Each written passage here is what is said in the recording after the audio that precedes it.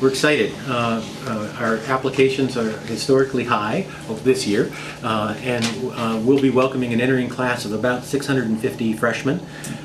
We will once again be, I'm pretty confident, the most selective of the 9 state colleges. We will have admitted about 55.9% of our applicants. So they're good students. They're very, very good students, well prepared. And then in addition to those 650 to 670 freshmen, we will welcome probably between 230 and 290 transfer students from community colleges and from four-year colleges around the region and area and so forth. So the entering new student class will be about 1,000 students. So at this point, we're very, very pleased with the results in terms of the admissions season. We're fully subscribed in terms of the residence halls, supporting the case that we've been making recently for the need for more residence hall space on campus. So we've got some exciting plans underway in terms of the new residence hall and so forth. And so lots of interesting collaborations with the town of Framingham in terms of State Street, Maynard, softball fields, collaborating with the school district and so forth. So we're looking forward to a really good opening of the academic year. Well, right now we have waiting lists that we're whittling down, and like a lot of colleges, we may well have some double rooms that'll be temporarily tripled for half a semester or so until it settles in. But we'll be stretching it a little bit on opening day in terms of residence hall capacity.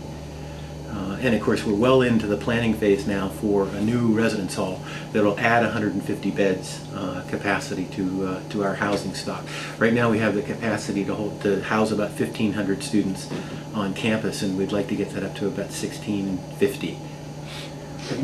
Right now, we're looking at Lower State Street, at what is now a parking lot on Lower State Street, as the most likely location. It sort of ties in. It'll in some of the conceptual schemes that we've looked at so far, it'll front Route 9 and give us a nice sort of entry, more formal entry into the campus off of High Street and so forth. And then we'll also tie into the existing residence hall on Adams Road, Lindsley Hall, and give us a sort of a gateway for the residents of Lindsley Hall onto the campus proper as well.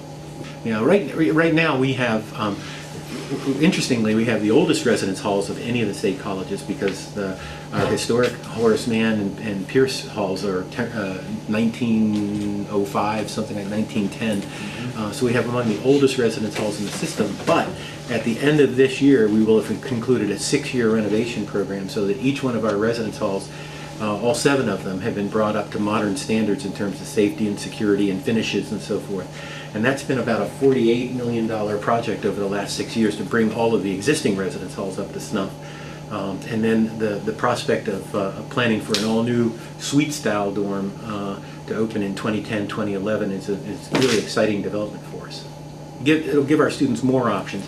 And what we're really hoping for there is to capture more returning students, more upperclassmen on campus, so that they'll have that collegiate experience for 4 years.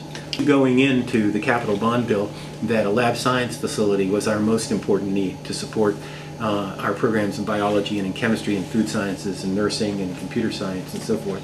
And we've come up with a plan that we're very proud of, because we think it's incredibly cost efficient. A brand new science facility costs in the neighborhood, if you look at some of our sister institutions, anywhere from $95 to $115 million.